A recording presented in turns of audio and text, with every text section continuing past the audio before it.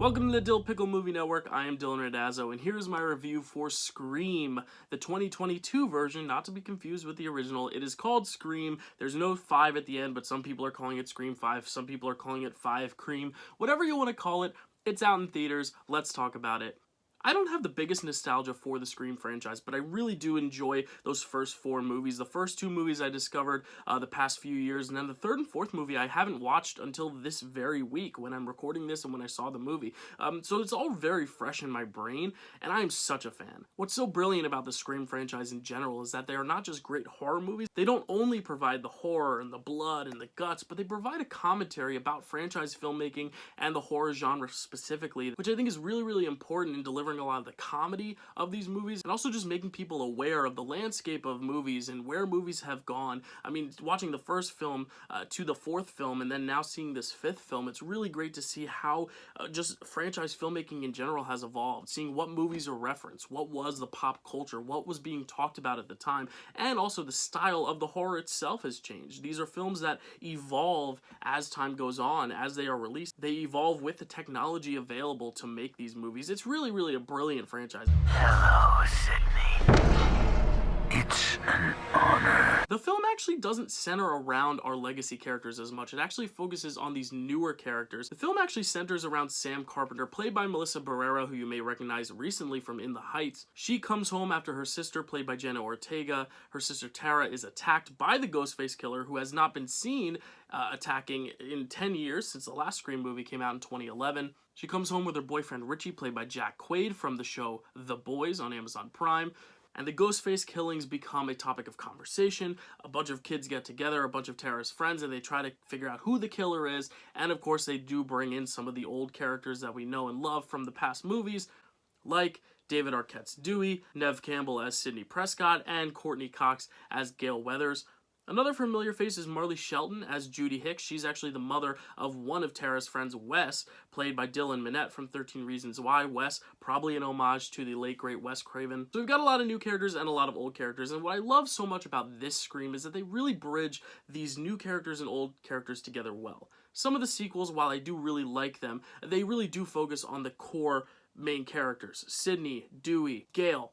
And that's okay because those are their stories, but here it's very clearly wanting to pave way for new characters and new stories and focusing on these newer characters and then bringing in those legacy characters as supporting characters for our leads. Kind of like other legacy sequels, like Star Wars The Force Awakens. It is Rey and Finn's story and Kylo Ren's story, but you still bring in Han Solo and Leia as supporting characters to enhance the narrative, and they do get a lot of stuff to do. They have a lot of moments to shine, but this is about these new characters, and that's what I really appreciated about this. I like how it's kind of passing it on to this next generation, and whether or not we get more of these afterwards, it's nice that they still had new characters introduced, and they actually had me invested in these characters. These characters didn't seem to be there just to replace old characters that died in the past movies, but actual characters that had their own arcs, had their own relationships, and that's what makes the foundation of this Scream movie so strong. You ready for this? Never. Going in, I was a little nervous. Obviously, we lost Wes Craven shortly after the last Scream movie, and I didn't know if they'd be able to fill his shoes. And while obviously you can't capture the same magic as Wes Craven, I do think the directors here, Matt Bettinelli, Olpin, and Tyler Gillett, who you may recognize as the directors from Ready or Not, another hit horror film that came out a few years ago, I think they fill the shoes very well, and they do their best to pay homage to Wes Craven's vision, to Kevin Williamson's stories. It's clear that these two directors have such a love for this franchise. They have a love and respect for Wes Craven, for Kevin Williamson, and they want to honor them and their legacies and all the work they've made, and Kevin Williamson, the work that he's continuing to make. And one thing that comes with loving the work is having a blast making the work, and it's clear that there's also a lot of fun put into this movie. 3 attacks so far. Do you have a gun? I'm Sidney Prescott. Of course I have a gun. This movie hits some really, really deep emotional beats. I don't want to go any further into the story because I don't want to give away what happens, because there are twists and turns from very early on that carry through all the way to the end. Like any Scream movie, there's a lot of great twists and turns, but I think there's a real emotional core, one that's even deeper than some of the past sequels. Like, it really gets deep into the emotion because a lot of these characters we love are getting older and returning to these roles that mean so much to them that they've lived with now for 20 or so years. But then you also have new characters that have their own arcs that are emotional and have stakes stakes, and you really become invested in their stories in just a short amount of time. And that's really a testament to the power of these Scream movies and how successful they are in giving us all those things, from horror to character to comedy to commentary. I think the commentary is extra bold in this one, especially given the time period we're in now. I think it's even more so prevalent than it was in 2011. Nowadays, we have legacy sequels all over the place. Like I said, Star Wars The Force Awakens. You also have the new Ghostbusters movie. Jurassic World is a legacy sequel to Jurassic Park. You're getting so many of these movies,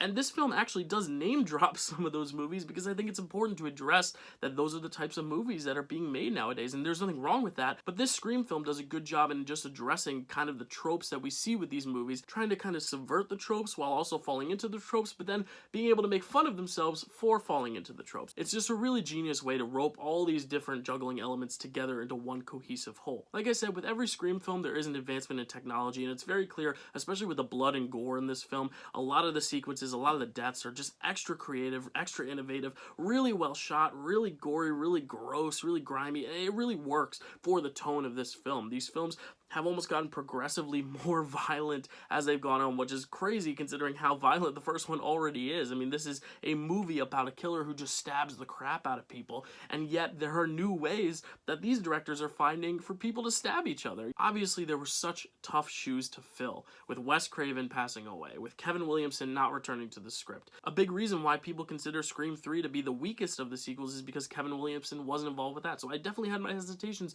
but they were really disproven because I think these directors and writers have a good understanding of what a Scream film is, but also being mindful of what state we are in as a society, as an entertainment going industry, as consumers, as people who watch streaming films and watch these legacy films, and just understanding what the movie landscape is today. It makes for a really, really interesting watch, while also being a very horrific watch and a very, very funny watch and a very amusing watch. I do want to dig a little deeper into this cast because the cast really can make or break a Scream movie. I think this has a very, very talented crop of actors at its helm. Starting with the legacy actors, obviously Neve Campbell, amazing as Sidney Prescott. It's always great to see her back. Same with Courtney Cox. But it's actually David Arquette who really stood out to me the most. He almost kind of has this "I'm too old for this" attitude, like you see with Luke Skywalker in The Last Jedi, like you see with Logan in the movie Logan. You know, this kind of worn out, like, oh, I've been through enough of this crap attitude. There's certain rules to surviving.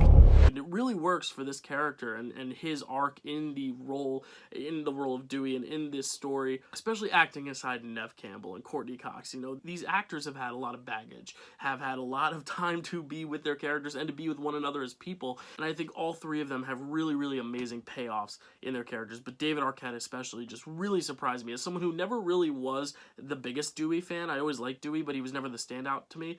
He was the standout to me of these legacy characters.